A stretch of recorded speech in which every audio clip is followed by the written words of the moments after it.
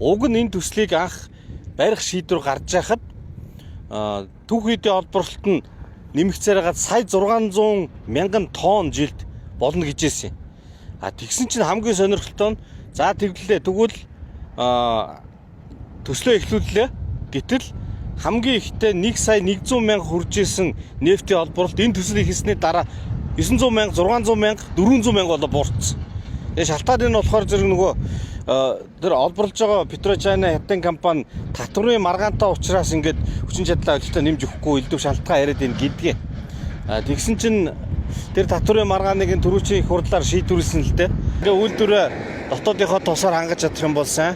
За бүр байхгүй бол гадаадаас тос авч таарна шүү дээ. Тэгэхээр нэг ийм юм би одоо шатхууныг гадаадаас авах, түүхийд тос авах хоёр өөр.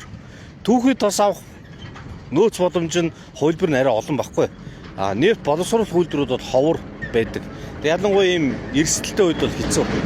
Тийм болохоор аль ч утгаараа ашигтай хэрэгтэй үйлдвэр. Ингээд нэг том үйлдвэртэйгээ танилцлаа.